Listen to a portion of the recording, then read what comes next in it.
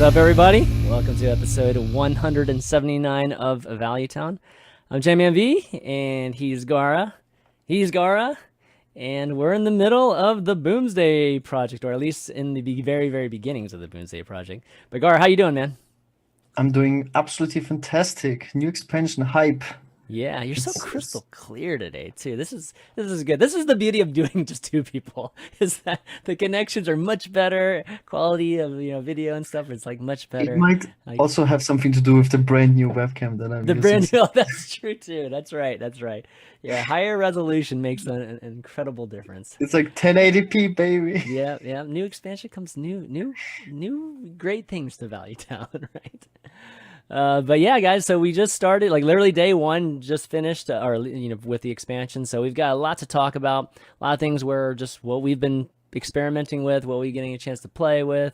We've got the first power rankings and popularity and top decks from HS Replay that we're going to be talking about. And then just general assessments, what's been surprising, not surprising, or maybe, disappointing, all that good stuff. And then we'll try to get some Q&A probably from Twitch chat today or Twitter, either one. I'll probably prioritize Twitter if you guys want to tweet it to ValueTownGG, and we'll read them out. But Gaara, first 24 hours, like how much have you been playing? Because it's always a weird time for EU, right? It's like you don't have like half the day. You probably only have like a quarter of the day. So how much have you played so far?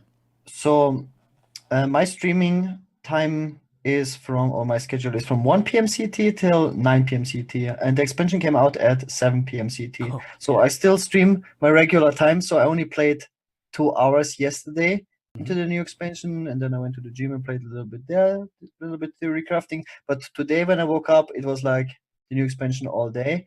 And what is cool is that HS Replay has caught up to the one-day meta, I would say. Yep, that's right. I think for the first week there is like a daily meta, and the next week we will probably have like a 3-day meta, like slowly beginning like to have an established meta.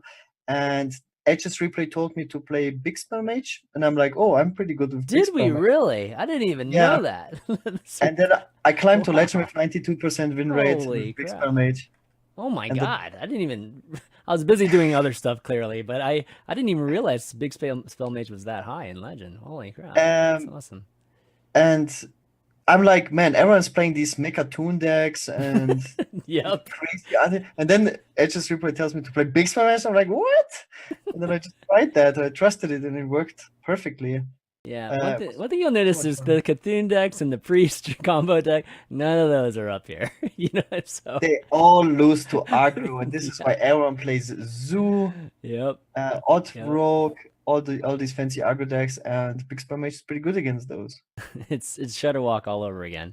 Happens every single expansion. Those are the type of decks people want to see, especially on the first day. So all the streamers indulge and they play the crazy decks. That at one point I think I saw 4 of the streamers playing the Priest deck. It was like Dog, Toast, I think Crip was playing it too, and I forget it's Firebat or somebody. They were all playing at the same time. I'm just like, oh my God, this deck is so it's so like complicated, or it's so many cards and clicks to have to do to actually execute it, where you're like, oh, I'm getting all these Divine Spirits and all these Vivid Nightmares just to put it on a board eventually. After I do it, after I click about 10 times, then I start clicking on the board. So it's pretty funny how that one at least turned out. So yeah, anyways, let's just start with what we've been playing. It sounds like you've been probably playing all day so far today. So you've been playing Big Spell Mage. Why don't we bring that up? I think I have that here, right? This is the same one that you sent me earlier. I think it's this one. Yeah. Actually, I have your Big Spell Mage and I have your Odd Warrior, which is pretty cool too. I almost got to Legend on the second server of Odd Warrior as well today. Oh man, nice. Like rank 2, 5 stars. It's a little bit worse than Big Spell Mage, but it is so much fun because it plays more new cards. Yeah. And Dr. Boom, of course, the new.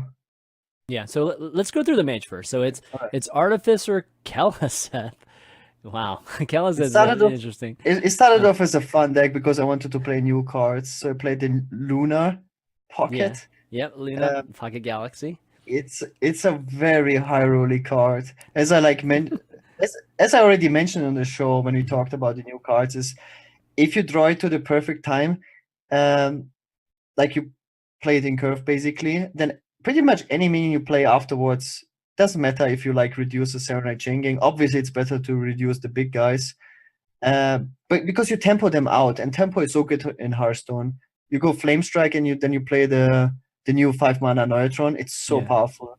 But yeah, the best game was when I just played the Luna Pocket and then I top decked Alana, and then you play a 1-mana Alana. This is just the absolute dream. Yeah, so but yeah, let me kind of read it out so like actually the folks watching and listening kind of understand where you're going with the Pocket Galaxy. It's pretty greedy. This deck's kind of greedy at the same time, and that's kind of why I think eventually why the discount like matters a lot. But we've got you know, the Kalaset, the Acolyte of Pain. We got an Ooze just in case, you know, weapons would go crazy on us. Stonehill Defender. Okay, this is where we start getting a little greedy. Got some removal with Voodoo Doll and Polymorph and Dragon's Fury. Got the Chain Gang and Witchwood Piper. Interesting. The Giggling Inventor, which seems to be in every single deck right now. I feel like that card is kind of like MVP right now in the first day. Blizzard, of course, Meteor, Geist to stop all those crazy combo decks. Astromancer, which is another new card. Flame Strike, of course, and then the Lich King, Alana, and then Frost Lich Jaina, of course, at the end. So yeah, like talk about this a little bit, because one of the things that when I was looking at Luna Pocket Galaxy really briefly when I did, I was just thinking, man, it's hard to have enough minions in any kind of mage deck, you know, without including all those removal spells and, you know, whatever burn you want to put in. So I just kind of passed over it, and I was just like, you know, I'm probably going to come back to this like a lot later. But it looks like you found something on day one, or at least there's like enough value in terms of, you know, trying to get like basically, you know, the whole 1 mana cost thing. So yeah, I mean, what are some really big hits that you tend to have when you're replaying it? So it already became a little bit more popular at the end before the new expansion, the Kalasav version of Big Spell Mage. And I really disliked it because you cut Doomsayer and you cut the other 2-drops. And you usually want to play 6 2-drops. But reducing a 2-drop to 1 mana is not so powerful with the Luna Galaxy. So it really works perfectly with Kalasav, because with Kalasav, you play more expensive minions, and reducing those obviously is more value. And right now, Doomsayer is not so good anyways because of all the Void Reapers and all the silences people play. So it just works perfectly. And the curve is much more powerful now. Like, you're setting up your board clears through minions. Like, you have the Kalasav, obviously in the most optimal case, but if you don't have him, you play Stonehill Defender, which is a pretty decent 3-mana taunt. Then you go Serenite Chain Gang, which is a pretty good 4-mana taunt. And then you have now the Giggling Inventor, which is a very, very annoying 5-mana taunt to deal with. Yeah. And it's super so annoying. good. And it's so good to set up your board clears, your Blizzards, your Dragon's Furies. And so you really don't even necessarily need the Doomsayer. So it started off as a joke, but then I optimized the deck and it's working quite nicely. The Astromancer I just played it because it's a new card and I wanted to test it. Yeah, what do you think of Astromancer? Because I haven't gotten a chance to play it at all. I mean, I didn't unfortunately draw him too often, but it's because it can give you any outcome. It's very interesting. I got actually the Warlock class legendary that gives all your minions in your hand echo, and then the opponent was playing Zoon. And he was playing Zoon. He had to kill it because I would have just echoed Stonehill Defenders and stuff. That's so crazy. It spawns crazy board states and scenarios. It's fun though. Yeah, it's definitely fun because it's pretty good. It feels like a Spiteful Summoner, a more controllable Spiteful Summoner. It's a fun card, but it's probably worse than a Baron Geddon. I can imagine, like, if you play Luna's Pocket and then you have a 1-mana Baron Geddon after Jaina, or even the same turn. It's just crazy. Yeah, that would be a huge swing turn, right? So yeah, that would be super good. But yeah, that was pretty good anti-aggro deck. Yeah. So you have the odd warrior over here too, which is we've got the, I'm trying to look at, this is the Eternium, right? The Eternium Rover, which is like a card I've been playing a lot with too, which is really cool. And then we've got the Omega Assembly, which draws those cards for you at the end of the game. A bunch of the typical kind of removal with shield slams and whirlwinds and shield blocks and brawls and you've got ooze and silence again. You got a lot of like things trying to cover all these little nooks and crannies. A reckless flurry, which is pretty interesting. But then you've got the Gorehowl at the end, which I think is, I don't know, are you using that with Reckless Flurry or Reckless Flurry is actually with the armor, right? Like where you actually clear out the armor. I mean, you get tank So up. yeah, so Gorehowl is obviously just another just kind of weapon that you can use a bunch of times. But in the end, it's kind of like where all the fun cards come out, which I particularly enjoy, which is Dr. Boom, of course. You've got King Mosh, Baku, and then you've got the new card Beryllium Nullifier. But no Boom Ship. Is Boom Ship 9? 9 mana. Yeah, 9 mana. No Boom Ship though, huh? Like that's I mean, you have Battle Cries and stuff. You don't want to play Boom Ship. Yeah, You that's want to true. play this in Recruit Warrior. Let's hope I play some more Recruit Warrior tomorrow. Mhm. I'm excited to test it. I'll talk about mine in a second, which is really fun. Yeah, so tell me about this. Like, where are the real sweet spots for odd All right. here? Yeah. I want to go back to hsreplay.net because Yes, man. I played on Asia to Legend with Bixby Mage because HS Replay told me to play Bixby Mage. It worked out perfectly. And then I switched to NA and HS Replay told me to play Odd Warrior. So I played Odd Warrior and it's working really well there. It's a little bit worse versus aggro. So I played a lot of Baku Warrior before the expansion and you were playing the rush package, how we like to call it. And you basically replace the rush package with the Mechs. And I really liked it. The Ethereum Rover is such a powerful card. Yeah, and so good. that's why I ended up playing the Beryllium Nullifier as well, because there's a lot of matchups where Odd Warrior unfortunately just auto loses. Like, Skulking Guys, Control Mage, you can't really beat Jaina. And like Deadman's Hand Warrior is also super, super bad, or like Shadowwalk Shaman. But what I noticed is that whenever I got Beryllium Nullifier, usually I get it from the Omega Assembly or from the Dr. Oh, Boom really? Hero. Okay. I That rarely get them. these decks can't deal with it. Yeah. And then if it just sticks around, like a warrior can't kill it, they just have to YOLO brawl. And then you keep discarding max and magnetize the Beryllium Nullifier. It gets bigger and bigger. And it doesn't matter if he has infinite resources, you can just win through that. And this is why I ended up like adding one at least to my deck. It's really hard to make room for another one. Just because, again, with the Ethereum Rover, it's so good in combination. And after Dr. Boom, everything has rush.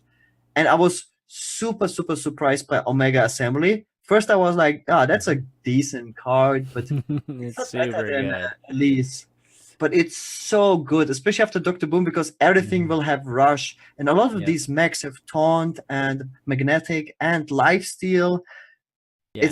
It turns into so one. good. A lot of times it turns into one or two minions. Like those 3 cards just turn into 1 or 2 minions. You can immediately attack or rush with it, right? So Omega is amazing. Like I think the first time I played it, I was like, I got it like so early. It's like maybe I'm supposed to use it early, And after that, never again have I used Omega outside of turn 10, and it's been like crazy good. I think another card that is very underrated right now. I mean, it's still very, very early in the expansion, but people don't play this card, or I have not seen people play it. Is the Dynomatic. I'm playing it, and damn, it feels so great. Oftentimes, you just don't have like the removal for an additional fledgling or whatever. Yeah.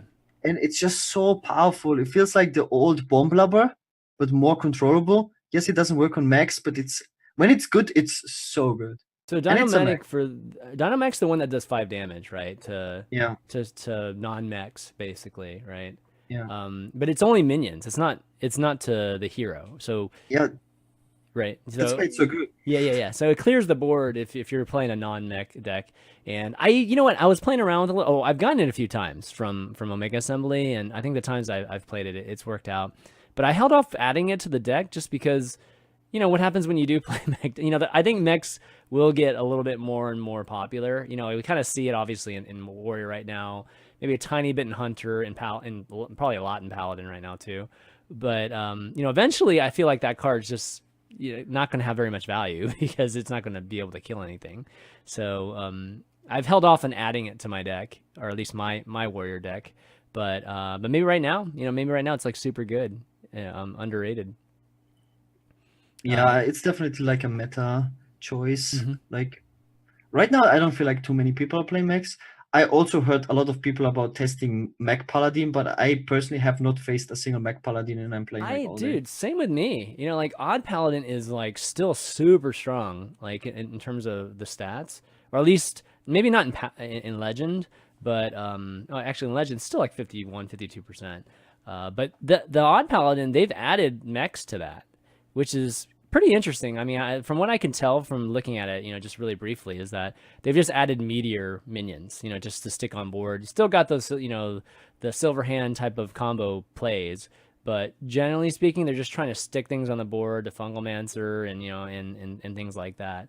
So yeah, the Odd Paladin's still strong, but I have not played a single Odd Paladin yet, even though the stats show that it's pretty popular.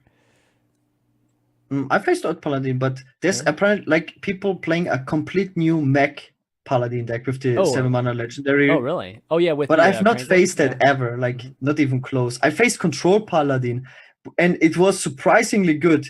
I played Control Warlock with Really? like Nonferatu, and there's like no way I should lose, right? And it was so close. He almost fatigued me. I couldn't believe it. Like Really? Control Paladin, yes. Wow. Okay, that's pretty interesting. It's yeah, crazy. People Okay. play all sorts of different things right now. Yeah, well, It's this is the best time. I mean, this is the most fun, like when people are just experimenting with things. So let me bring up my decks that I've been playing with, which are where are they? I think I maybe I haven't brought them up yet. Let me bring them up. So I've been playing a kind of a mech. I don't know what you call it, mech recruitish warrior. I mean, there's only like one card that recruits, which is the weapon. But I've been playing that as well as the Ent version of the Token Druid, which has been pretty interesting too. So let me bring up this one. Okay, so here's the mech warrior, which is a little bit different than you. I'm trying out like different cards too, which I think are so you might not have seen some of these cards if you're literally just looking on Ages Replay and looking at the good decks. You might not see some of these cards, but okay. So anyway, let's start with my warrior. So a lot of the similar things as you. I have a Dead Man's End here just to play around with, just having like just more resources towards the end of the game. Lots of card draws and removal, so Acolytes of Pain and Warpath and Forge of Souls to draw of course, the Wool Cleaver and the Blood Razor in case I need it. And then most of it's just like mech and just high value minions. So I've got the Eternium Rover, I've got the Beryllium Nullifier. I added the Bronze Gatekeeper here just because I felt like there was just like a giant mech gap between Rover and Beryllium, and I really just like would like to buff the Rover sometimes, and everything that's 2 mana and even 3 mana aren't like super great, like the ones that have magnetic on them. So I kind of wanted to try out, Bronze Gatekeeper and just see how it does. It's got taunt too, so it's got multi-function, even standalone, it's decent. I have this Argus in there just because at one point I had so many really nice minions that are upgraded, and I was just like dying, right? Just to tempo decks. So I kind of threw in there just to maybe get it on a Yip, get it on a Rot Face, that sort of thing. But the most fun I have playing this deck, it's by the way, just got Dr. Boom in it. It's got Yip in it, Rot Face, 2 bulldozers, which is new, and then the Boom Ship. The most fun I have is playing Boom Ship, and the bulldozers come out, and whatever Rot Face or Yip, because the bulldozers instantly remove huge thing. Like I feel like the Divine Shield is with the rush is like incredible. Like having that go together, and when you can obviously have that huge play where you get like that much value from 9 mana, then it just becomes like an incredible swing turn. Bulldozers coming out with even Woe Cleaver is great, and I generally don't play it for 9 mana, but when it comes out like in those different ways, it's like great. And obviously Doctor Boom can give it rush too. So yeah, this deck's been really fun. I think I'm like 8-2 with this deck or something like that. So it's been good so far, and it's like super fun because it has those huge value plays at the end, which I'm just a sucker for. But have you played anything like this yet, or no? No, I will definitely play it tomorrow. Yeah, the bulldozer. Um, I think the bulldozer boom ship thing. I feel like is kind of an interesting find. I like the bulldozer. I always Yeah. discover it after Doctor Boom from like the Omega Hmm. assembly and stuff Right. because it just kills anything and you can magnetize it afterwards. It's just super good. Oh, with a divine shield for 9 damage is amazing with rush. Like that synergy is amazing. So you can kill giants with it. You can kill, like you can kill a lot of things that normally would be problematic. So yeah. Anyways, give it a try. I think the only thing that I wish I could do more is like get a little bit more armor. Like at one point I had the the 2/2s that give you armor based on your opponent's minions, but it'd be kind of nice, especially with Yip and all. But you do have the rover. The rover surprisingly gets you a lot of armor if you play it right. And but that's about the only thing. I mean, it's got a lot of tweaking to do, but there's a lot of variations of this deck. Like when we were doing the archetype, like our archetype session definition type of thing that we always look at how the clusters are looking. The warrior cluster with all of these like mech and recruit and stuff was like it was like this big ass cloud of decks, which was really really interesting to see that how many there actually are. Because on the site you just see like recruit, you just see this archetype, right? You don't actually realize that there can be so many different versions of it sometimes. So the other deck I was playing is the Ent version of Token Druid, because Token Druid is just still super strong. Like the exact same Token Druid that was good in Wishwood was crushing it like in the first, I think, 8 hours of the expansion. So not much had to change, but I decided just to play this one that had a lot of different things in it, or at least more different things. And so it has all the Nth stuff. So it has Dendrologist, has landscaping. It's got the Mulch Muncher. I definitely wanted to make sure I tried that one. And I think that's about it, actually, in terms of the new cards. But yeah, I mean, it's super strong. All the elements of Token Druid still there. Like, it's very, very resilient. Not playing the Gloop, which, I think I probably should be playing the Gloop because it's just amazing how crazy good that card is. But this version, I mean, I only lost one time. I played like 10 games with it. I only lost one time. So it's pretty darn good, too. Have you played any Token Druid or any Druid at all so far? Absolutely. Yesterday, because Yeah. hsreplay.net told me that Token Druid is by far the best deck I should play, and Yep. it's basically, I might consider it one of the best decks in the game, at least right Yeah, now. I think so. I think so too. It's like Giggling Inventor really boosted the power level. It's basically the old Token Druid plus Giggling Inventor. Yeah. You just have like way more setups. You have easier like board floods, and it's good versus aggro, but again, like before, you beat control if they can't clear your tokens. And like decks like Big Spell Mage will still struggle against it, or Shadowwalk Shaman, and Yeah. it has very good matchup. It's definitely in the top 5 decks. So like right now, I think even today it's doing better. So we'll get to the top 5 decks in here in a second in Metapulse. But yeah, I agree with you though. I think it's going to be here for a long time. It's like one of those decks that feels already super refined. Like it doesn't need much more. It's kind of like Cube was going into Witchwood. It's just already really really good. So maybe one card, maybe 2 cards, but that's about it. One interesting thing is, because you said the Gloop, you should probably play. I played it quite a bit, and I didn't like the Gloop so much. Oh really? I ended up cutting it for Naturalize, because you kind of need to. You need to have like the removal for big stuff, oftentimes for tempo, because there's a lot of druids that people play, and they just ramp out big minions so quickly. Yeah. And to get through taunts and stuff, and obviously it helps for fatigue, because on matchups you have to fatigue. And yeah, the Gloop was weird because people just naturally play around it, because you oftentimes will not have like the optimal scenario where you just swipe a bunch of tokens. Maybe it has also something to do that Odd Paladin is not very popular, and the aggressive decks that are played right now usually play few threats at a time, or like they just play too quickly. Let's say Zoo, if they go for the Happy Goal opener, they do it on turn 1, then Gloop will just not happen. Like, when is it gonna? Because it requires you to have a setup, right, for it to be good. So it was too Yeah. conditional, I think. Well, I mean, it's conditional, but I mean, I think there's a couple conditions, right? Obviously, you mentioned one, which is a swipe, and it's like a, very aggro deck, like an odd paladin that you're playing against. But also, like if people throw up large tons, now you can just crash all your, your stuff into it and just refill your board again, and just reset again with what you had before. So it gives you that scenario, which you didn't have before. And the mirror matchups are a hoot, man. They're hilarious. When you got all the soul of force and all the tokens kind of going against each other, it's pretty fun to play. But I think it's still super good. I don't think it's overrated yet. But it sounds like you might think it's overrated. No. Yeah, I think it's just too conditional that you just don't need it. And Token Druid doesn't have like so many resources. You have like very limited resources, and you have to choose your spots. And usually, if your board gets uncontested, you just win. You don't really want to like spend 20 mana in a turn.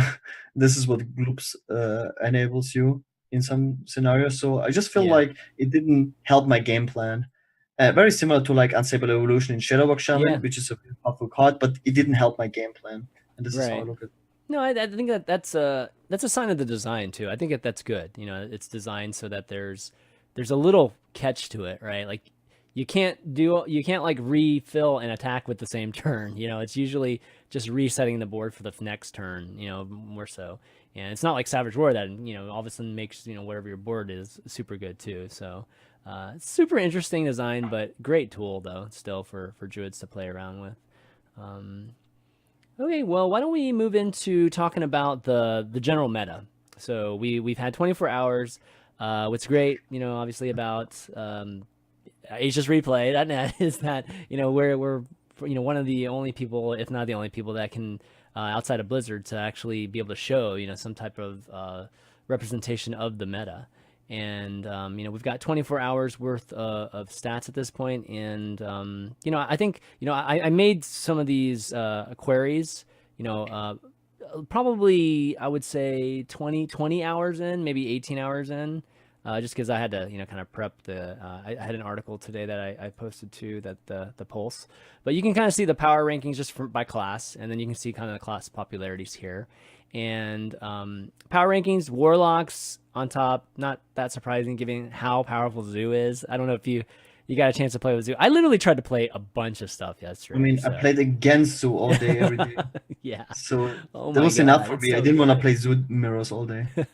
Yeah, Zoo is just super good right now. I think all like the new cards that Warlock got really synergize well with Zoo, and you can really feel it if you're playing it. I want to point out that this is very good and very important for game balance, to have a deck like Zoo being very good. I think it's very important to keep, so we don't have like this Shadowwalk meta where one plays Shadowwalks and Deadman's Hand Warrior and Archbishop as the Dictus Priest. We don't want such a meta. Like, as niche decks, sure, but not as the meta. Yeah. So meta is fine. Benedictus Priest, viable in the meta, would just destroy me, man. It'd take forever to play games. But yeah, so looking at the power rankings too, most of it's pretty even out. I mean, really the biggest things to talk about are Warlock and then Priest. Like huge drop off with Priest at the bottom there.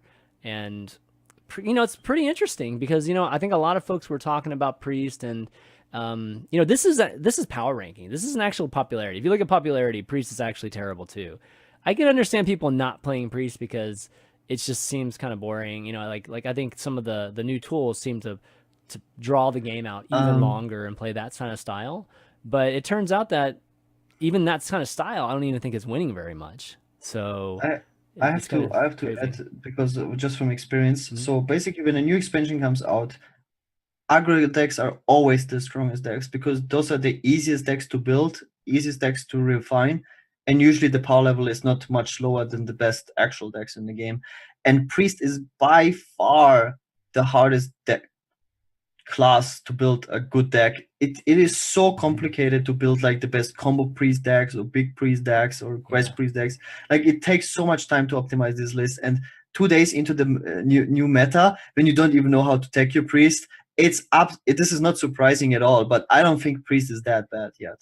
Like for sure not. I just think it's super hard to build. Like you have so many Yeah, I mean, I think what it's indicative of is like what you said. It's just well, it's not just hard to build. I think that the decks that people are building are super hard to play too. Like that combo priest is not easy to play. I think the ceiling on that deck is super high. Just even watching people play it, I haven't gotten a chance to actually try it, but from what I could see, definitely it's one of the higher ones, at least in terms of combo type of decks.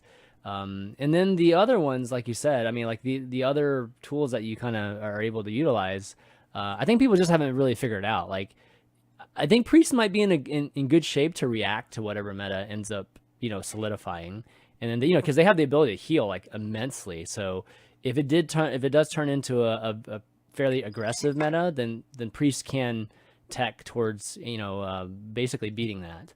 But if it turns into more of a like let's just say Mecha'thun's good for whatever reason, I don't think that's good for Priest. I mean, I guess they Like, can build their own Mechathune type of yeah, deck, but they but can also just try to go like a combo TK route, right? And just kill you with enough fire with like 50 damage or whatever. yeah, I guess the Priest old can, like Valen's, yeah, I guess probably Valen type of thing, but yeah, Priest can be built in a infinite value way, in a just kill you way, yeah, or like an anti-aggro way with dragons and duskbreakers and stuff. So yeah. it really depends on the meta. Yeah, but definitely the card that I felt like was really interesting when we were doing the review, has turned out to be, in fact, yeah, pretty good, or at least in terms of maybe the key thing in Combo Priest, which was the 2 mana. God, what was it called? I can't even remember now. The 0/2, the zero That it two. comes back. Yeah, yeah. The what is it called? Jeez, I'm like, can't remember now. But it's a 0/2 that basically any spell that you cast on it, like you get back.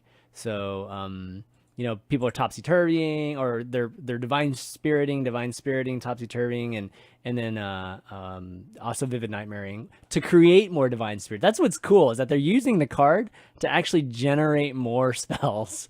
So It's, by the way, it's a 1 mana card. It's oh, test. is it 1 mana? Oh, whoops. It's what Yeah, is it test again? subject. Oh, test subject. That's what it is. Yeah, Yeah. yeah. I thought it was 2 for some reason. I don't know why I was thinking that. But yeah, so they've been using it in a very, very interesting way to just generate more divine spirits. And those of you who haven't seen the combo priest, it's like they have one stone tusk board that looks like it's like doesn't belong in the deck, and everything else seems like okay, I understand what it is. And then you realize, oh, they're getting like 8 divine spirits and then casting it on that board, and then topsy turvying and vivid nightmaring kind of thing. So it's pretty funny actually, like watching them do it. Watching all the streamers like run out of time is the funniest thing ever to watch. But anyways, yeah. Getting back to the priest, there's a reason why. It's just one of those classes. There's always a class like this in every first day of the expansion where just doesn't seem to be very interesting things. I think last expansion it was warrior, right? There just wasn't anything that's super cool to try out, and I think priest just happens to be there this time. I mean, look at the popularity. It's like 4%. I mean, that's really low. In Warlock, 26.6% is super high. So, I think that all this stuff will normalize in the next week or so. It'll be interesting to see what ends up happening. So any of this surprise you? Anything? It's like day one. As But... I mentioned, like the Mega Assembly surprised me as Well, I how mean, powerful it is. I mean, at least And just these classes. Like oh, any of these surprise you? no, Mhm. because control decks, as I mentioned, are just so much harder to build. And I think Yeah. like Druid is kind of like combo. It's kind of like hard to build, but the decks are already made from the pre-expansion, right? Like Maligos Druid, Hogwarts Druid, we had these decks. The Mecha'thun Druid is also very, very similar. It's just like you add a few cards, right? Well, you add a win condition. That's all you do. You add the 5 cards that give you the win condition in a like the deck different. is already there, right? And the core cards of Druid are always the same. All the ramp cards and Nourish and Ultimate Infestation, and then you just change a few cards. So that doesn't really surprise me. Druid is very easy to build as a deck. It's probably hard to optimize it. So Mhm. it surprised me that like Jackie Chan was playing it, the Mecha'thun Druid, that it is actually viable. Like Yeah, I don't think Toast. I think Toast was like 100% at one point with it. you don't expect these type of decks to be actually viable. Yeah. And it's actually so crazy because it works because you can just play the Mechatoon, and then you have the 4-mana card that copies your last played minion. And Oh, then okay. Gloop, then you yeah. play a 4-mana Mechatoon, and then it's so easy to kill it off yourself. Oh, It's yeah, you could do that. I mean, what I was seeing the most was I just was shocked how that really caught me off guard because the opponent played Mechatoon in a way Earthen Scales, and I'm like, okay, we yeah, just lost the game. And then the last card was like the gloop. glue. What is the 4-mana card called? It doesn't matter. And then It's you play whatever that, gloop. It's and then something's that gloop. choice. Or And you can empty your hand so easy because you have like so many cheap removal cards, and you draw your deck so fast with yeah. Auctioneer that it's actually a viable deck.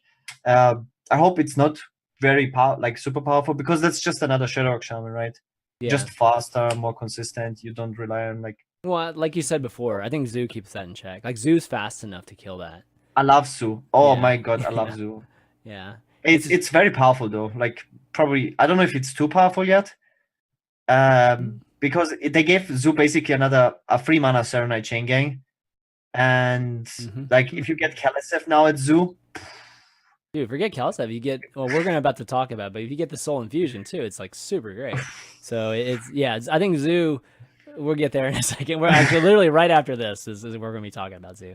But yeah, so Okay. this is kind of what it looks like today. We're gonna do it again tomorrow. Like I'm gonna be either posting on Twitter or posting another article like really showing how things went up and down like every day this week. So another thing that surprised me is definitely Hunter. Hunter seems to be fairly decent.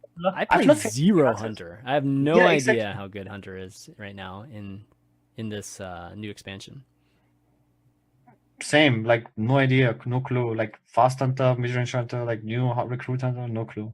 When I looked at the just the like let me see if I can just bring it up here. Like when we were looking at just the clustering last night, I mean Hunter just kind of looked a lot of the same. Like there was a lot of similar things all grouped up together. Not as much variety as some of the other classes. So let me see if I can bring that up real quick. It doesn't look too different right now. Like if you guys go to the site HS Replay, you can kind of see how things are clustered if you ever are curious. You can go here. I'm just bringing up the browser right here. Yeah, you can kind of see how these popular archetypes. I mean, the ones that are at least being played by a lot of people are clustered up, and I wouldn't say that there's a lot of stuff just kind of feels mid-range Hunter. There's varieties, different variances of it. Like there's some Mech in it, there's some Recruit in it, Death Rattle in it. Obviously, Spell Hunter's pretty different, but everything, it's like it's all kind of mid-range play though. It's not. So Hunter's just not very dynamic right now, I guess is what I'm trying to say, and it's I don't know. It's one of the reasons why I think not. At least I'm not playing it. It's just because it doesn't seem to be anything that's super different about it. But yeah, definitely check that out. There's definitely a lot of interesting things to look at on that Discover page if you're ever curious how things are clustered up. But talking about the top 5 decks now, actually going back here again. Let me bring that up.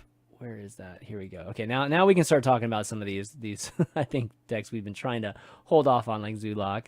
And Millwood Druid is the one that's on top right now, 60%. I think it's changed a little bit in the last 6 hours, so I think we might see some differences. Paladin's up here now too, so again, this was done earlier this morning, and things changing fast. But Mill Druid, Token Druid, we got even Shaman up here too, Spell Hunter, and then Zulok, earlier today. So yeah, you mentioned the Mill Druid. It's already pretty refined. Definitely even seeing a lot of streamers playing it. I played this last expansion. I thought this deck was, not viable, but not complete meme either. Something in that tier 4 range. That might eventually get up there. But another thing about this deck is why it is performing so well is I think it plays exactly the same as Malygos Druid, and then you expect like Malygos Druid, and like you even see Starfall. Yeah. And then you're like, okay, this must be Malygos Druid, and then you don't pay attention to your hand size, and then you get waggled. But what is very, very annoying is that with the new 7-mana card, you basically have a guaranteed Torque as a Lina combo. Yep, that's the biggest thing. If you play any slow deck, you just lose to that. It's so frustrating. Like there's no interaction. I'm actually surprised that they did that. I mean, he's talking about the Florist, the Dead Petal Florist. I mean, it definitely hits one of those cards. Like these are like the only minions outside of Tyrant in this deck. So I guess Thalanos too is in this deck. But you can play those cards like easily to have it miss.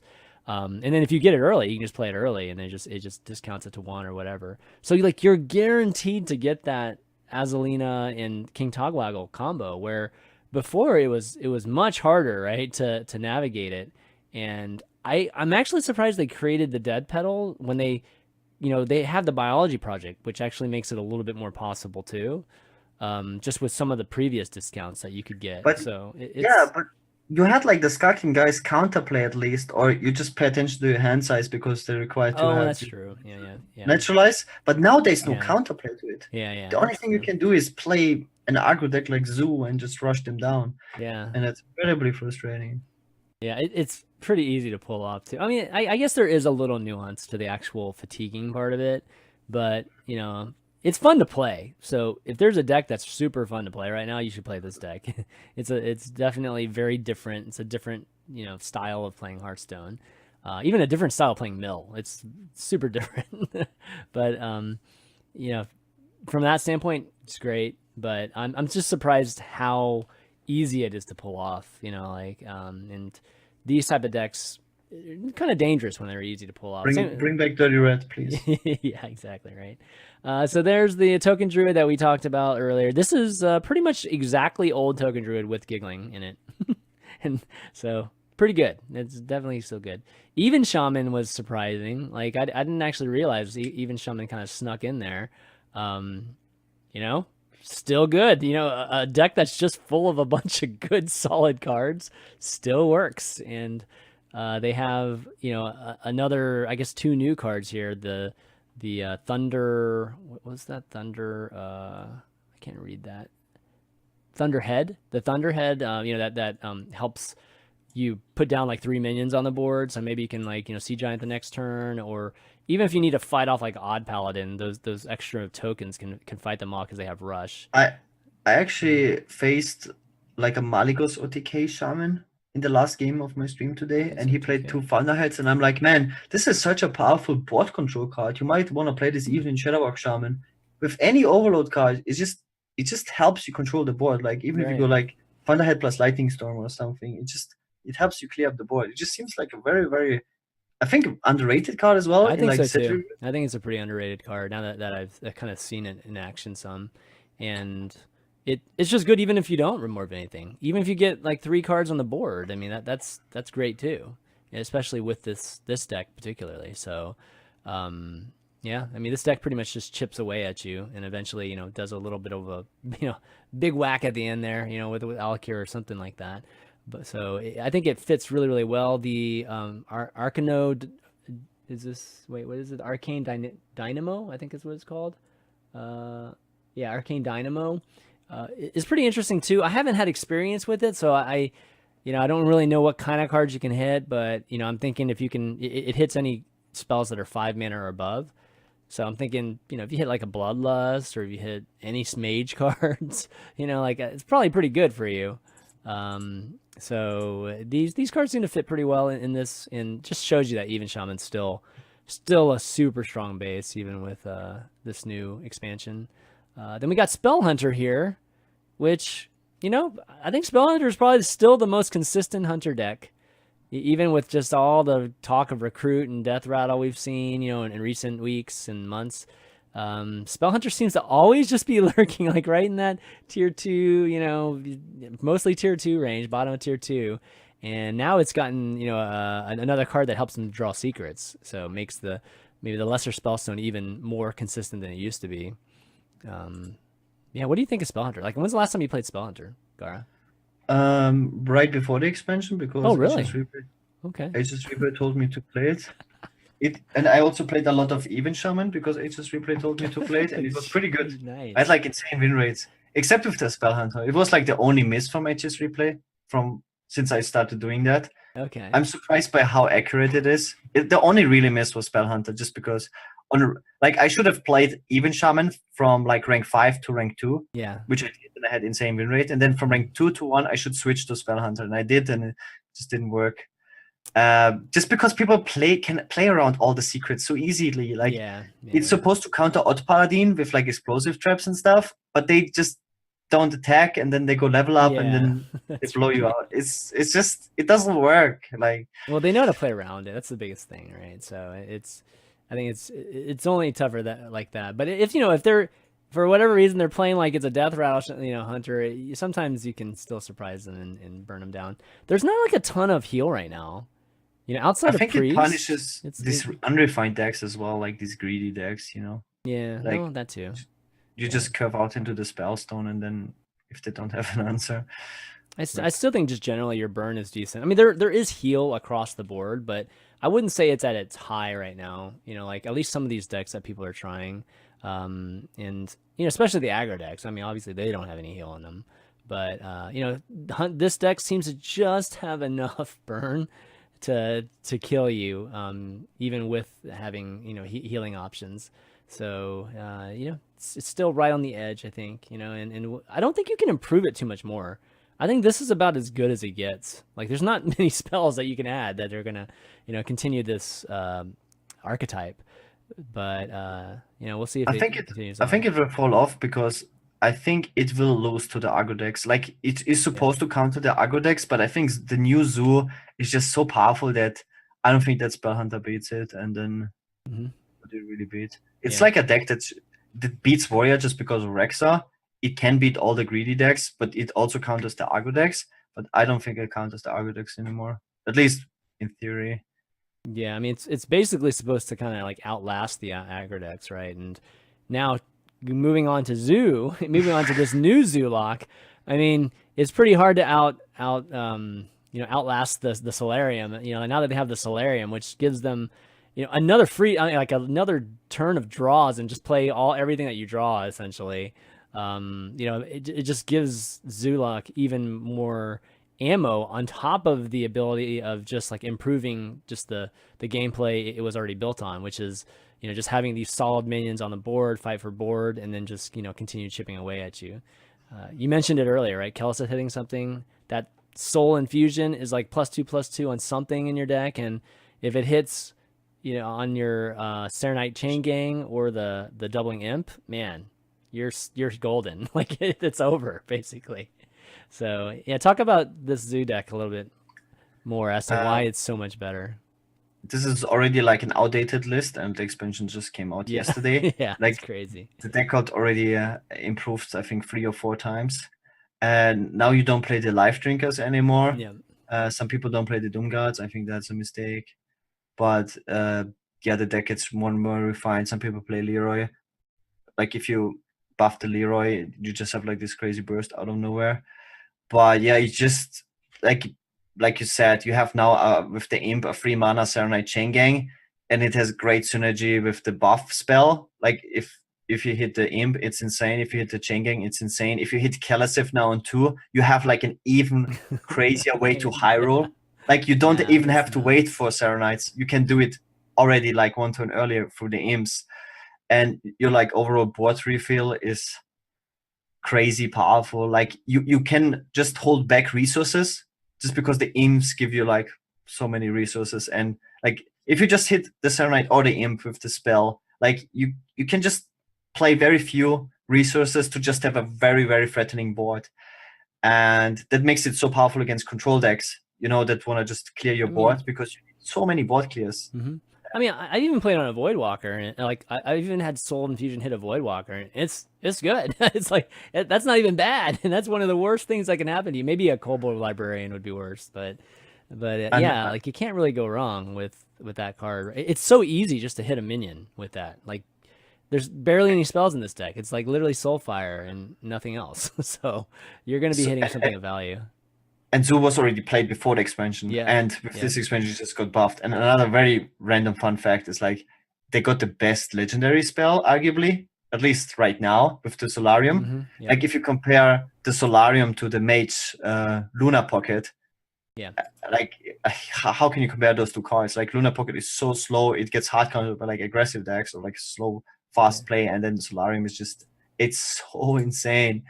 Like, it's like another Kalasev Hydro card, right? If you top deck it, you're like, bam, just play it and just flood whatever you draw. It's so strong. But you get, and even if you don't for whatever reason play it, like, you know, I don't know, people play Doomguard or people play people play Doomguard and Soulfire because you're going to discard it anyway. So it's like it's totally synergistic with the deck. And oh, something that somebody's asking. So if you can't see the fine text down here, basically these decks are based on rank 4 to legend. Kind of always get rid of just the rank floors now. So you know, these are basically the best decks from yesterday into, like, you know, maybe the morning today. So again, like Gaara was saying, there's already been, you know, like modifications to this already, even in the short time, and we're going to be seeing like a different list. We'll probably do this list again tomorrow, and it's going to look completely different. Something that I find really, really interesting. People are playing the new 1-drop that damages you by 5 and gives you 5 armor. Really? Because then you can heal yourself easier. And like, you had a lot of overheal in that deck. Oh, right. Yeah. Because armor is better. It's actually so interesting. Yeah. It's so cool. Like, this Zoo will be insane. I think Zoo is not going anywhere for the next 3 months. That's my prediction. Like, I can't see Zoo like getting crushed by, like, you know, some. Well, you know why they have that one spell that damages you, right, and gives you armor instead. Like, we came up with a new name for one of the archetypes. I ended up suggesting the name Pain Warlock, so we ended up using it. Oh yeah. So, Pain Warlock. Pain Warlock is the one where you damage yourself, so that because there's cards in, you know, like cards that you're using that actually benefit from you damaging yourself. So that you know, includes the card that it gets +1, right, every time it gets damaged. So what's that called? It's like a 1/5, right? That gets buffed. Like the battle cries like get buffed. Like but that card, obviously the crystallizer. Yeah, the crystallizer. That's exactly. the armor guy, the crystallizer. Hooked Reaver, obviously, too. So there, it's really interesting. You know, Warlock has even has a Mechathune deck that people have been trying to run too. So there's you know, I think right now Warlock seems to be you know, decent, well-rounded in terms of like having super good options in terms of just winning outright, and even just like fun options. So that's kind of one of the reasons why it's so popular right now. So yeah. Anyways, check that out, guys. One thing I do want to, I don't know if you guys knew or not, is that we've been doing a giveaway for Boomsday Project packs, 100 of them, in fact. And for those of you that might have been opening packs yesterday and didn't get the cards that you wanted, this is the last day. Like the giveaway ends in about 5 hours from now. And if you type in the command giveaway, if you're in Twitch chat right now, you can you know, you can definitely enter it. I'll link this here in chat too, just in case you guys need it. But you can kind of see that, yeah, you can just enter. It's free. You know, all those typical ways to enter a giveaway, and we'll get you the 100 packs like as soon as tonight. You know, we'll you know, probably send you a code so that you can get them right away. And we were doing giveaways before where we would try to like gift it to people, but it takes like a week to actually gift somebody something because they want to protect against obviously folks that are trying to, I don't know, steal other people's accounts and do that sort of thing. So we figured out, you know, at least a decent way to try to get folks to give away or at least the packs sooner. So yeah, take part, guys. We'll probably do the drawing either later tonight or early tomorrow morning, and then we'll announce the winner. And somebody's gonna be lucky enough to get 100 packs. How many packs did you buy yesterday, Gar? We didn't even start off with this. I haven't bought any packs. I pre-ordered on all 3 servers, so that's like 80, and then spent all my gold, which is like another 200 packs or something. So oh wow, you get 20,000 gold. Oh my god. I usually like I play on 3 servers, so like... Oh, you mean together, or you mean 20 each? Yeah. Okay. No. Yeah. So yeah, it's like nice enough, but I will probably buy more just because I have to. I just got to play so few new decks, so I didn't get a chance. Like when you get into the niche decks like Priest, where you have to craft a ton of cards, probably another reason why so few people are playing Priest. If you want to play like the new big Priest or whatever, it's so expensive, and because it was not meta, you have to craft all these old legendaries as well, right? And this is why nobody's playing it, I think. Yeah. the low popularity. Like you don't have the cards, and then you look what you need. Like, oh come on, screw it. Yeah, a lot of new pack, and I really enjoy the free legendaries. So I got like Yeah. on all 3 servers combined, the 9 legendaries, and 3 of them is golden. So if you get Nice. lucky, you get like a meta card. Mhm. I really wanted Dr. Boom in golden. Unfortunately, Me too. Me too. I think Dr. Boom was one of the last ones that I got. And Dr. Boom was probably the only legendary that I felt this expansion I just really, really wanted to play on day one. So it was Uh, kind of brutal, like waiting for it. one card I'm kind of dying to play is Subject 9. I got him in golden. Really? Okay. It's like, it feels like, man, it has so much potential. Like What, it like is a what? good Like, card. yeah, I'm kind of curious. Like either in Mage and with like Kirintor mages and stuff, and like play Arcanologists and Kirintor mages, like in a control-ish playstyle. I wouldn't play it like too aggressive, but just something, because on paper it's such a good card. Like 5 mana for draw 5 cards. Yeah, and those of you wondering what Subject 9 is, it's the card that like you draw 5 secrets, but they're not played, right? Like you just get to Yes. draw 5 secrets. 5 cards. It's like a 5-1 ultimate infestation. It's so good. Like in terms of value, it's so good. Like I It'd be just even better if wanna it make it played it, work. though. Remember those cards that actually play the secrets? Like, It's like 5 mana mysterious challenger. yeah, basically. Christmas tree for 6 mana. And you get a 6/6 body. Like compare that, man. Those were the days, right?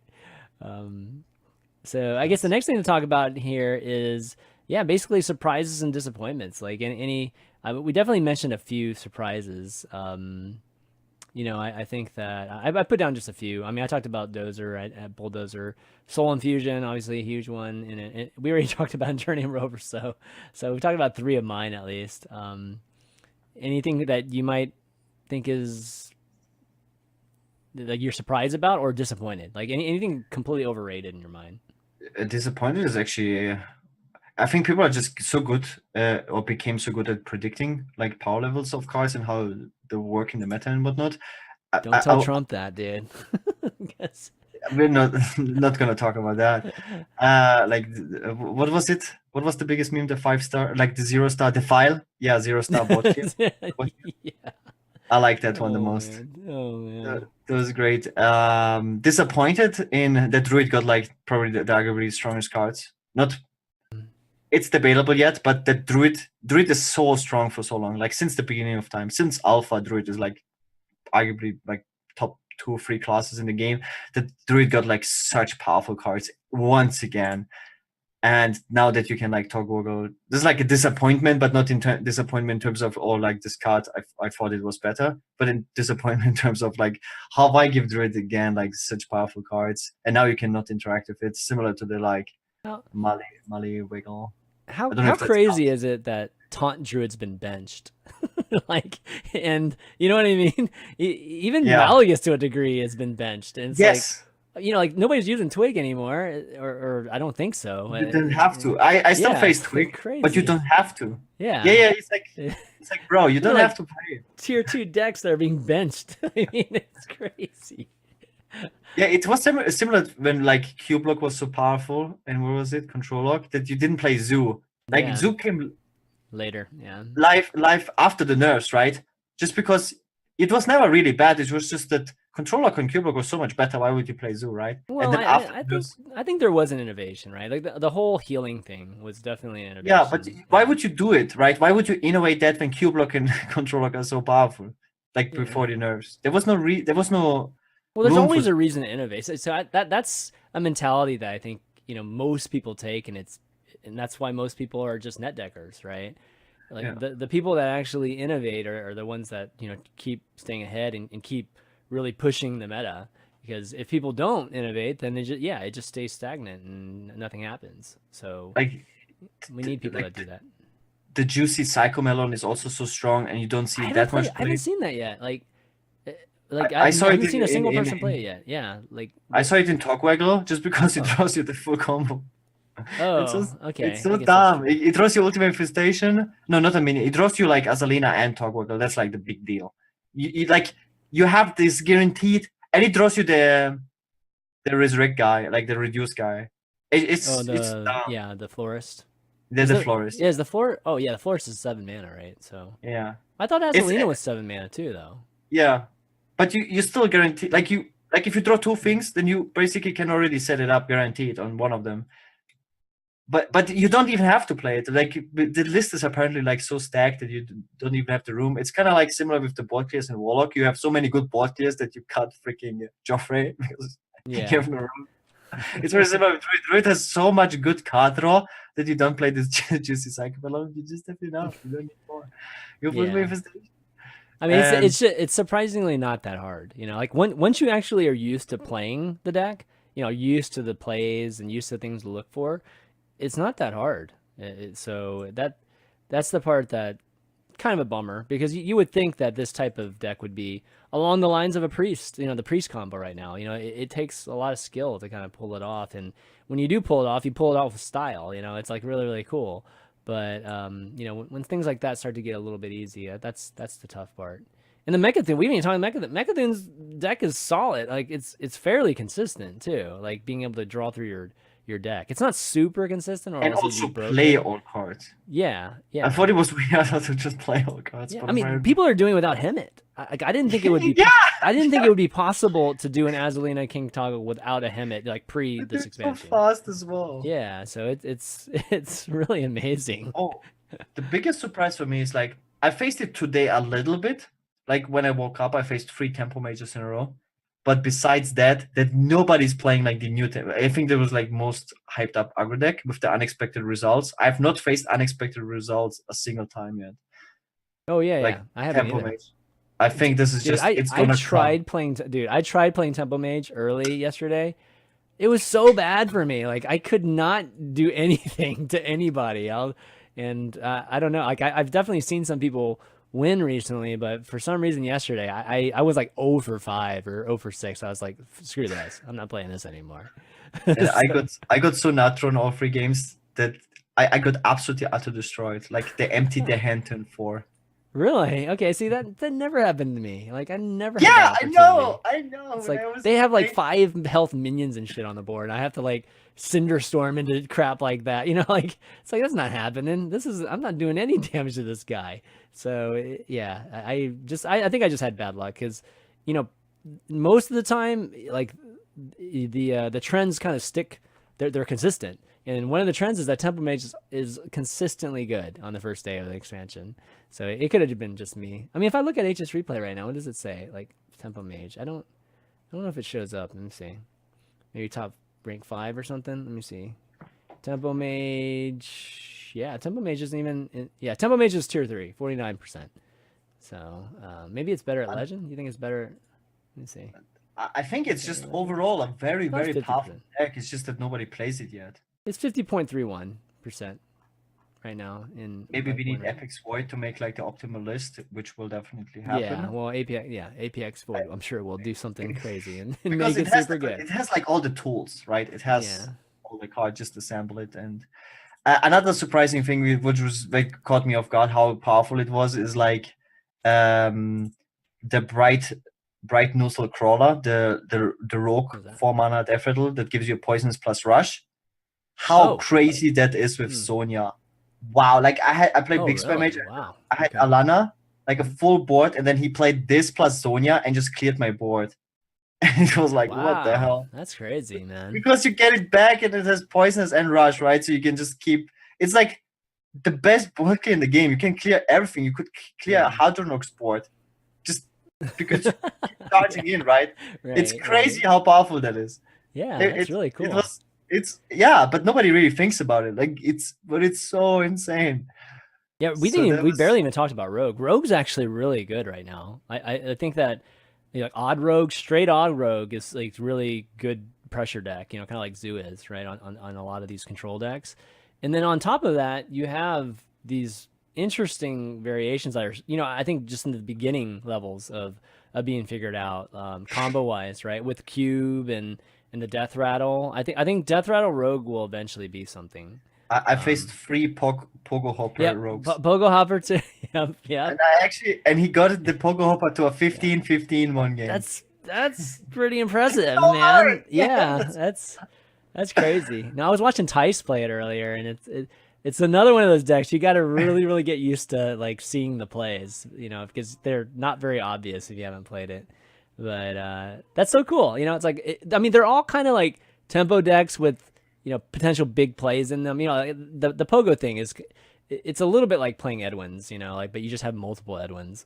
But for the most part, they have this, it's a very typical tempo rogue. It still has a lot of the elements that all the other rogues, at least the last expansion rogues had. People still playing Feldori Strider, like it's definitely aspects of that are the same. But I think there's a lot of tools right now in Rogue, just people haven't completely figured out yet. I saw some pickpocket rogues even in there somewhere, so some people are trying that out right now too. So yeah, The craziest thing Kingsbane. We've been I've talking about seen. Kingsbane, right? So Oh yeah, that as well. The craziest thing I've seen so far since like what happened this expansion is like it's on Reddit front page. It's like someone went academic espionage, also prep espionage, and then top deck Jaina. So you play oh two. geez, that's crazy, man. That's That's just me. That's so funny. That's like what the hell? That's like those are stronger than. dreams, man. Those are dreams. There's like dreams turn were two made up. concede, please. Yeah. It's crazy. That's like the whole what other class cards would be amazingly broken in another class? That type of question. But okay, Yeah, well, but let's see. another surprising thing is Cool. that the power level of the legendary spells. I think they really finally learned how bad decays are for the game, for the health of the game, because decays are so much more powerful than any other card in the game that Mhm. they will always define the meta, right? Like you will always play Gul'dan in Warlock and like even in Zoo, just because it's so much more powerful than any other card. You will just a lot of games come down to, oh, I drew this decay and now you need your decay, else you lose the game. That and then we had the legendary weapons and they're very similar. You draw the legendary weapon, I play it like Skull of the Manari. You don't have a weapon removal, you will probably lose the game. Most likely lose the game. And that the legendary spells in terms of power level are much weaker than the other legendary decays or hero cards or legendary Yeah. weapons. I think they have also like a lot of skill cap to them, and they have like downsides and very interesting, right? Yeah. Like the power level is much weaker for sure. Yeah. I mean, I think that the DKs, I feel like the DKs, the reason they did the DKs was just that they wanted to make a very strong step forward for control. Like every one of those DKs are control winning conditions. Like even the ones that aren't played, they're all control winning conditions for the most part. And so I think that's why they kind of put that step forward. In retrospect, I think that the game's kind of balanced itself out, that they don't really need it so much.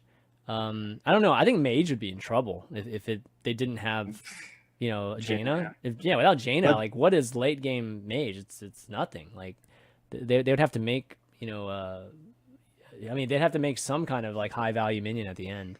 So and if I you go still think it has a to place. but if you compare like legendary weapons Yeah. to Legendary the weapons is like they definitely didn't want this to impact games, as much. Well, the weapons were more of a tool. I felt like they were just super crazy good tools.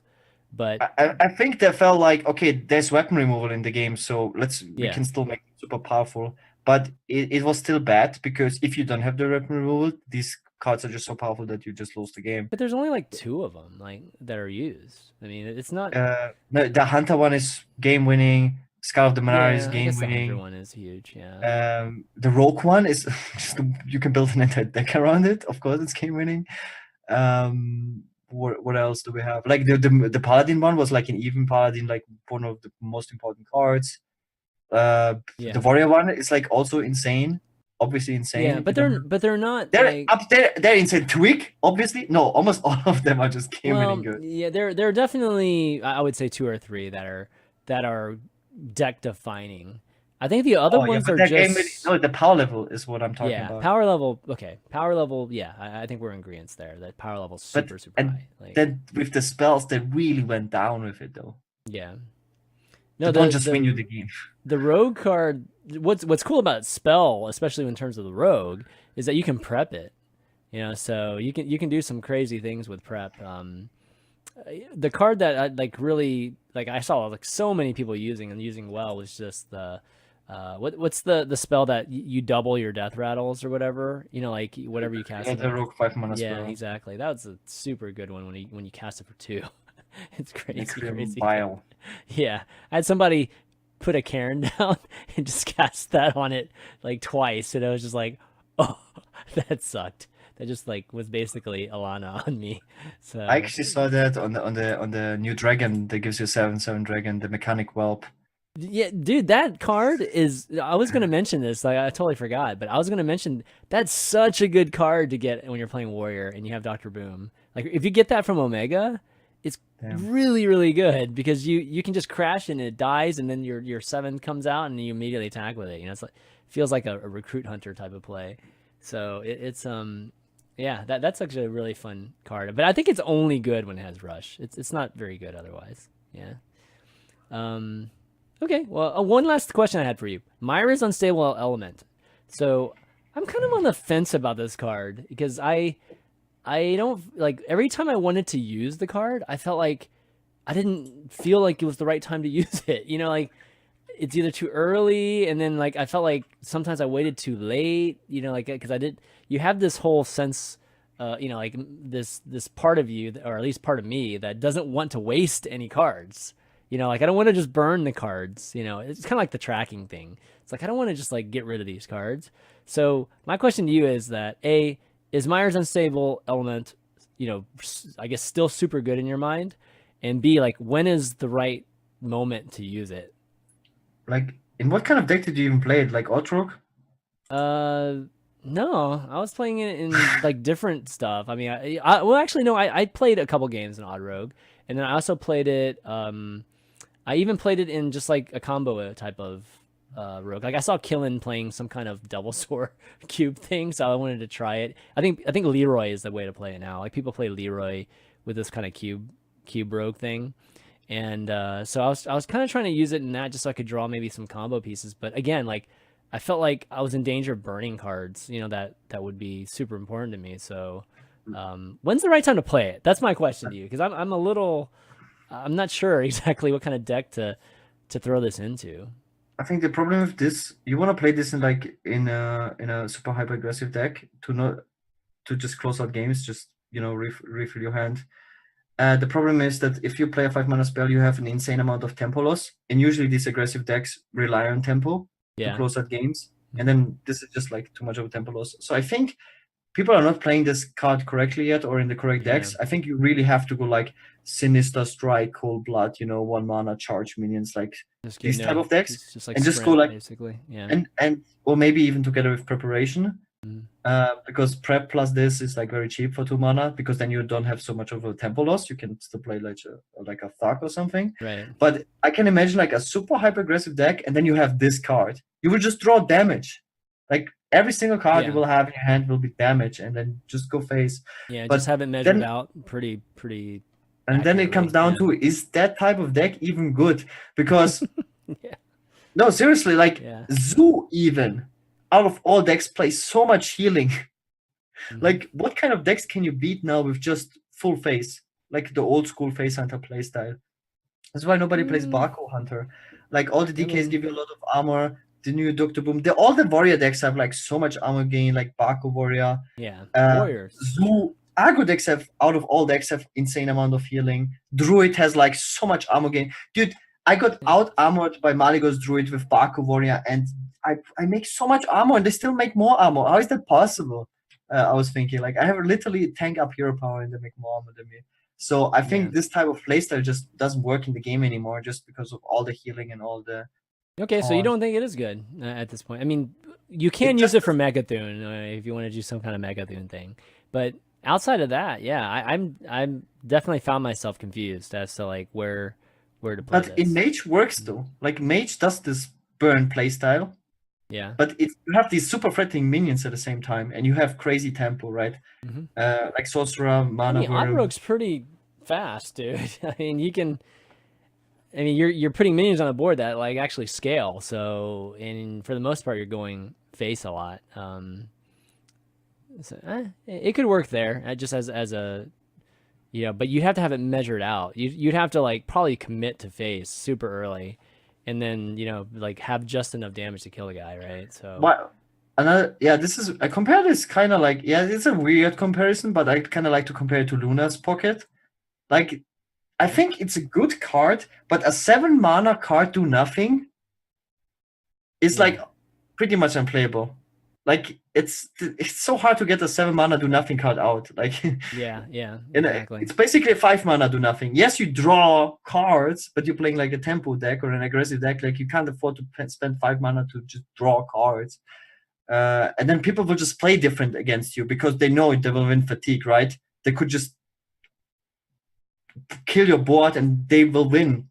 Like they can use every single resource to just kill your board. Yeah. Because Otrok is still played in a board-centric way. Like you win through minions on the board, not through face damage. You close out the game with Leroy and Coldbloods, but your main damage comes from the board.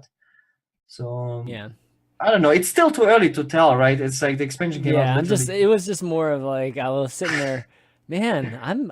I feel like this card's a good card, and I'm pretty sure most of the community was saying it's a good card too, but I don't know what to do with this card because it doesn't every seem... single Yeah. every single legendary spell seems very, very interesting to me. Yeah. I All mean, of them. the biggest no-brainer is the Warlock one. The Warlock is like easily, like, you don't have to think about it. It's just good. It's just good. But all the other ones are so complicated. Like I can't even wait to see the first people playing the Priest legendary spell because it is good. Which one is that? I forget. The summons a copy of every single minion in your deck. A 1/1 copy. Oh, the 9 mana. the cloning thing, right? Yeah. Zerg's cloning thing. Yeah, that's true. All the crazy things you can do with that. You can just OTK someone with 1 smite or like 2 smites.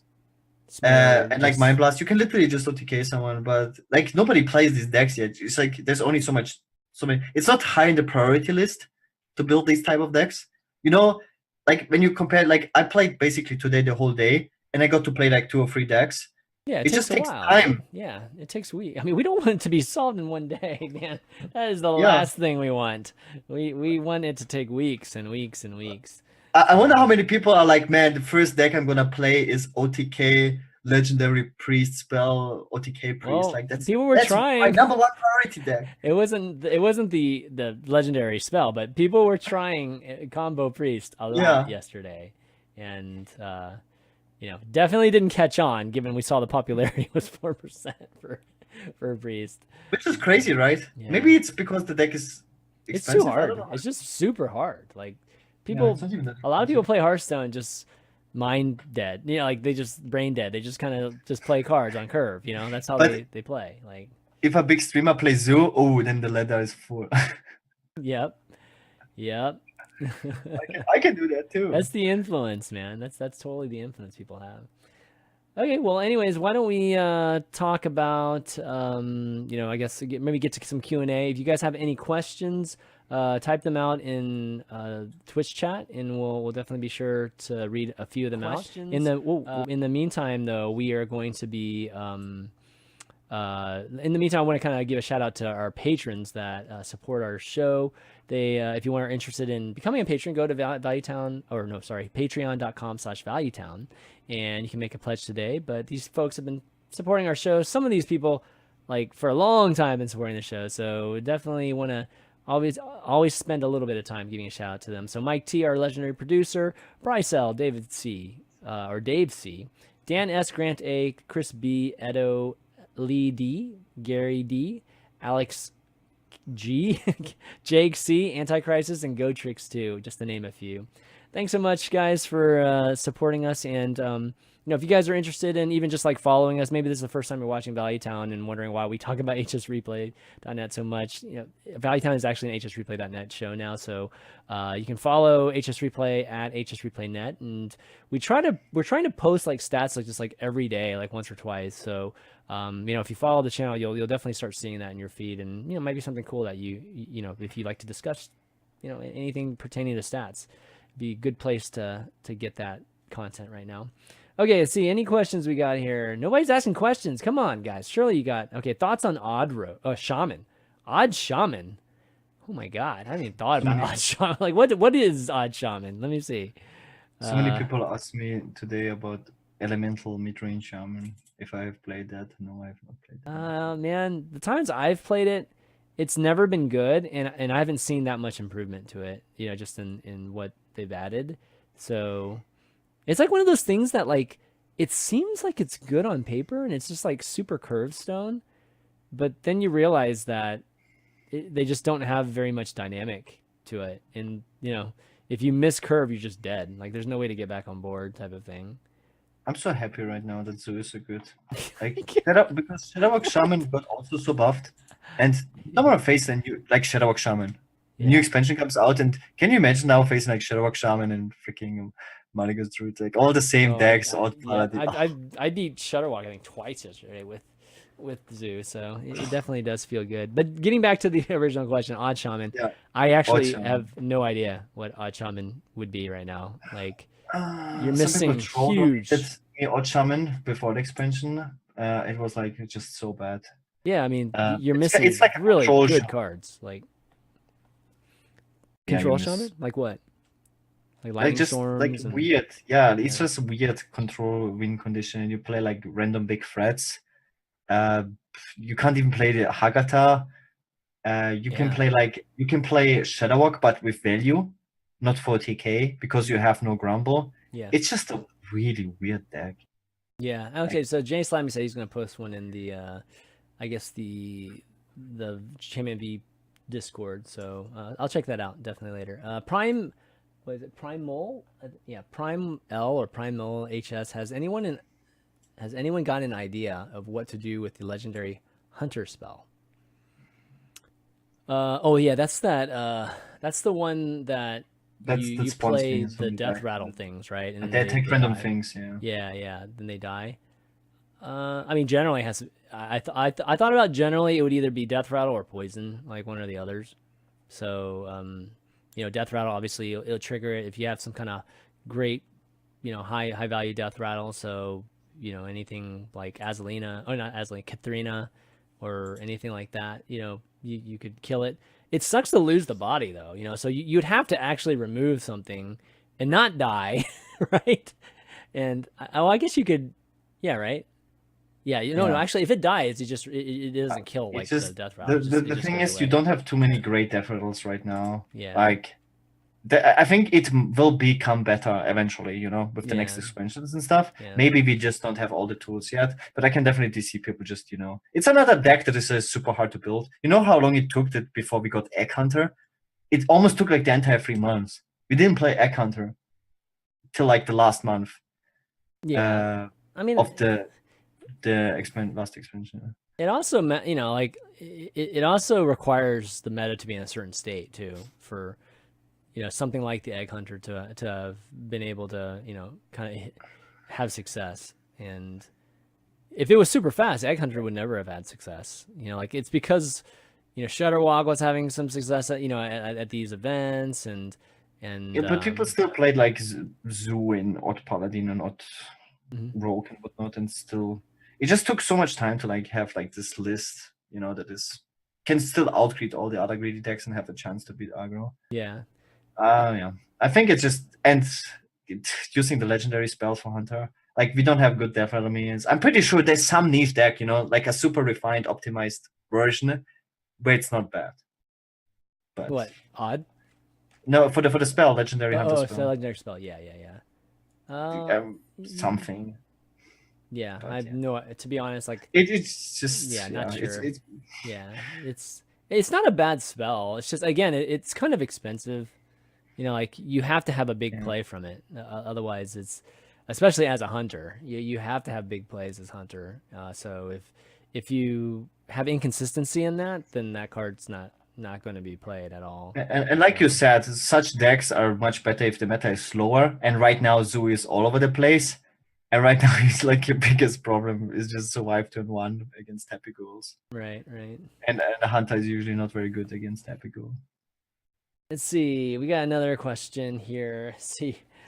M. Wad sit. What's the best new deck and why is it Pogo Hopper Rogue?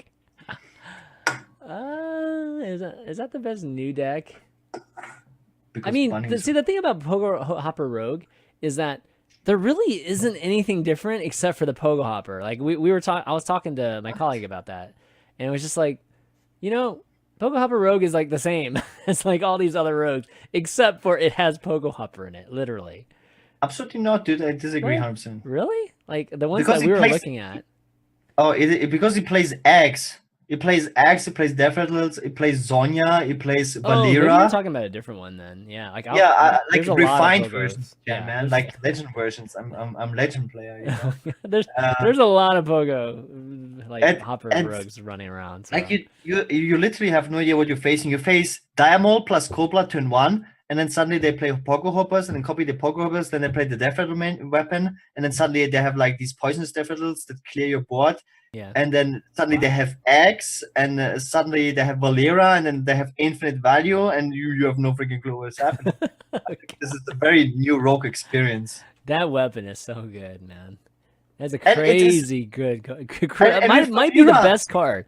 It actually might be the best card in Rogue right now. It's that weapon, in my opinion. the stuff you can do with Valera in this type of deck is Yeah.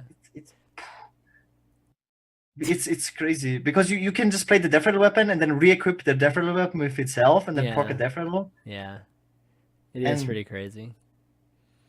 And people just go like double like Fungalmancer. Like you never played Valera in like a minion based deck. You always played it like in Kingsbane Rogue or like in Quest Rogue, but not in a deck that focuses on board control and doing cube stuff.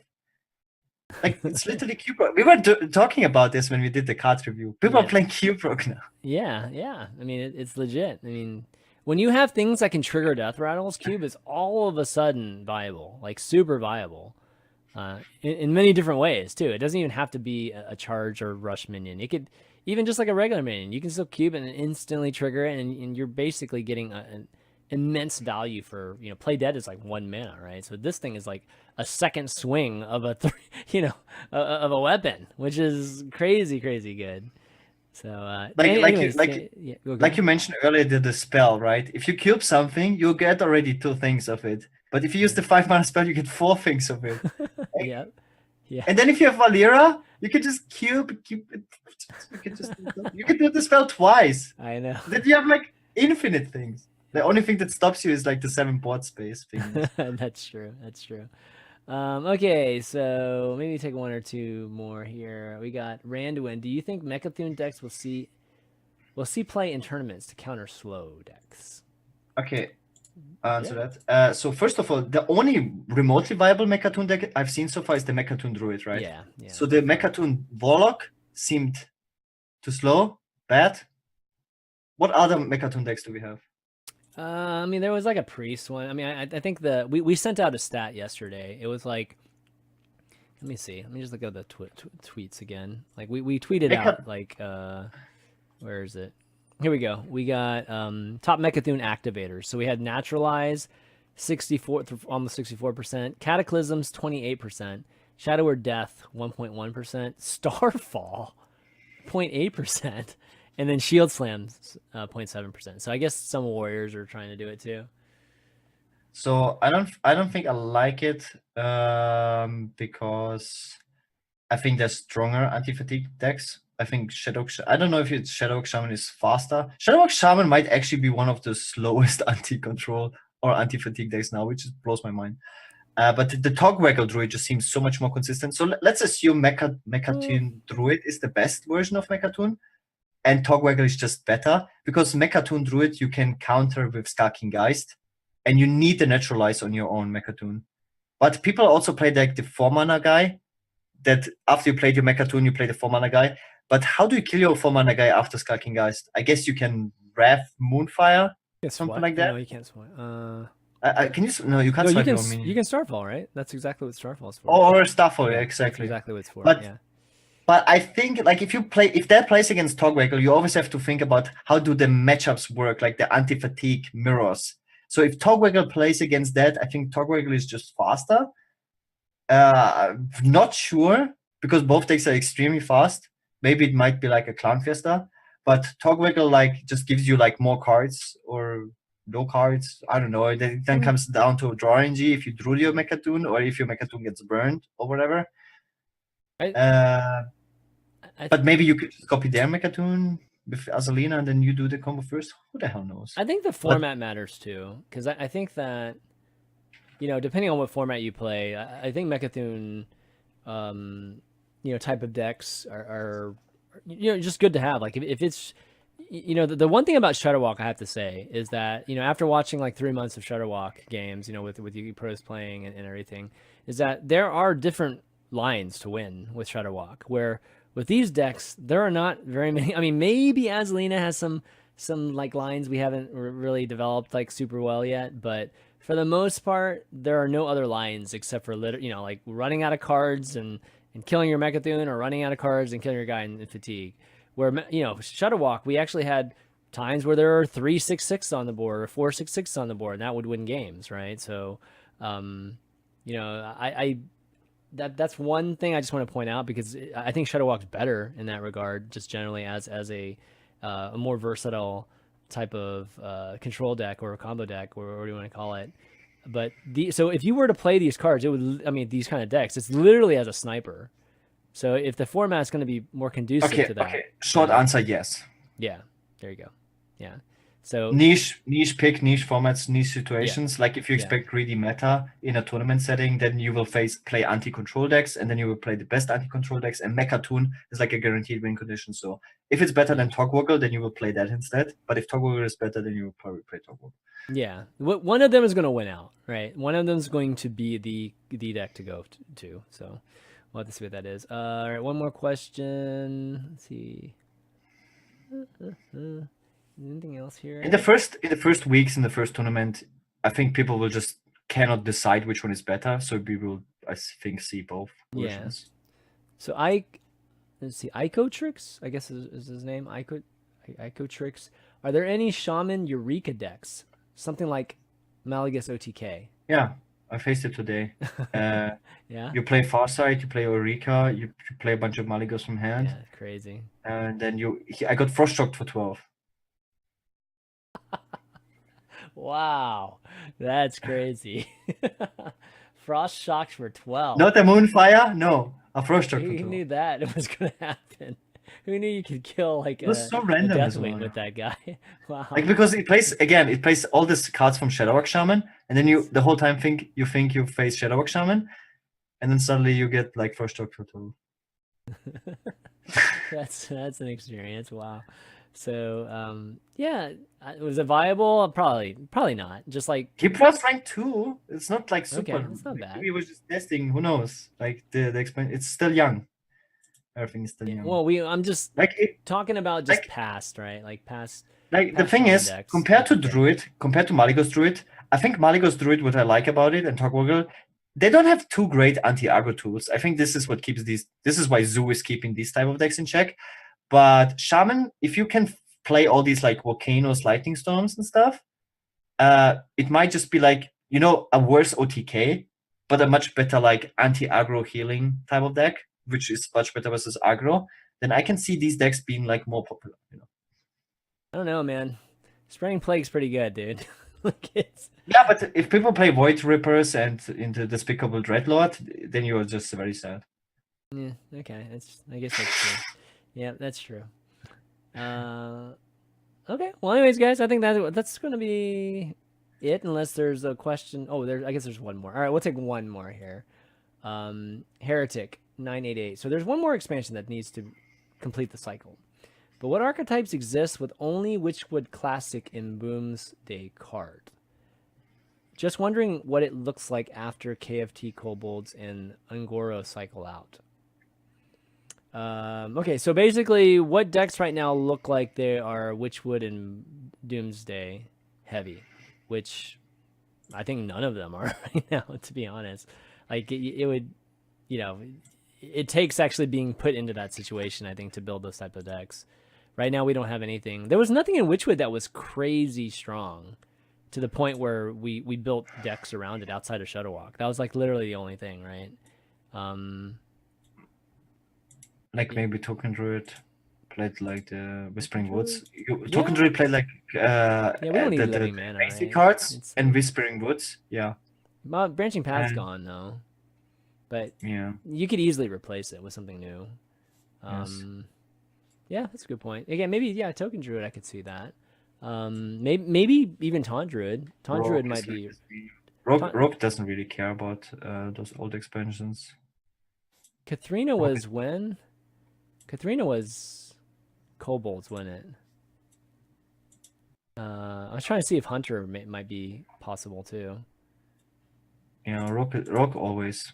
Rogue plays mostly basic cards and then just added like a new free drop. If you think about Rogue, how dominant it was and how little new cards it played, is actually insane. It only played the Hedged Thug and Faldori, right? Like, yeah, Faldori. yeah. But do we still have Faldori? Which expansion No, was Faldori, I think is what is Faldori? KFT? No, I thought Faldori was like kobolds, maybe. But Faldori will probably be gone. Oh yeah. It's cool. Yeah. Can't wait for So these cards to become it's pretty hard to tell. Like, I don't think that it's possible that Paladin, Odd Paladin, could be around. Oh, of course, it plays like trash cards. Of course, dude, he was like playing freaking the 7-drop. Oh man, the first version you lose of Odd Vinecleaver. Paladin- Vinecleaver is pretty important, dude. Yeah, but dude, the first versions of Odd Paladin, yes, there were viable lists with just one cleaver, and you would just play other garbage odd cards, and it will work. Like it worked with like the most random cards, right? Yeah. It's so dumb. The deck will be around 100%. For sure. Okay, guys. Well, I think we're gonna wrap up. Yeah. So good show. Definitely good first, well, or at least day one, and I can't wait to see what the next week's gonna look like. But again, definitely check out hsreplay.net and check out the Twitter feed, because we're just gonna keep on putting stuff out for you guys, especially in this first week to keep on trucking, keep on watching. But Gaara, you want to do some shout outs before we take off? Shout out to my stream. I stream every single day, twitch.tv/GaaraBShaman. Follow me on Instagram, GaaraBShaman. Follow me on Twitter, GaaraBShaman. You're like doing that too fast. People can't even understand what you're saying. Follow me on YouTube, GaaraBShaman. Uploading on YouTube every single day. Everything every single day. Yeah, check out those videos. Show every single week, right after my stream. Like today's, dude, my Wednesday is always like I wake up, I stream, then I stop when it's midnight. Yeah. And then I go to bed. So yeah, shout out to you, Chanman. Great show. I'm super excited. This week is Boomsday. Next week, the new WoW expansion. So gaming wise, pretty hype right now. Why do they always do that? Why did they come out with WoW expansions before BlizzCon? Like, I don't understand like why they don't do that at BlizzCon. There was actually a Diablo announcement today as well. Oh wow, really? Dude, I don't even know what is that. Like, that they're working on multiple Diablo projects. Whatever. Okay, never mind. But imagine there's like a MMO Diablo. What? How crazy would that be? They already have an MMO would you game. play? Why would they make another MMO game? A Diablo MMO? Would you play it? Come on, of course you would. I mean, of course we'd check it. I mean, it's kind of hard not to play it, try it, but I don't know, man. I don't know what to feel about that. Like anything Diablo right now, I feel like I need to be convinced, like reconvinced. I can't believe it. It has to be crazy. super fresh spanking new. For sure. But yeah, so I'll round things out. Kind of just doing the normal. Like you can find us on audio channels, on iTunes, on Google Play, on Spotify, on SoundCloud.com/ChanmanV. If you enjoy the show, leave us a review. It really, really helps in terms of people finding the show when they're looking for a Hearthstone podcast to listen to on the way to work or anything like that. You can find the VODs on youtube.com/hsreplaynet or on my channel too, if you're still followed there on ChanmanV. And one thing that you can notice if you go to hsreplay.net right now is you'll notice Crip stream actually playing down below. So you might want to check out his stream, especially when Gaara's not streaming anymore. So you can check that out. I don't think you need that much help in trying to find his stream, but you can definitely check that out. And thanks everybody for watching. You guys are awesome. So for Gaara and myself, ChanmanV, I'll see you next week. What is that, dude?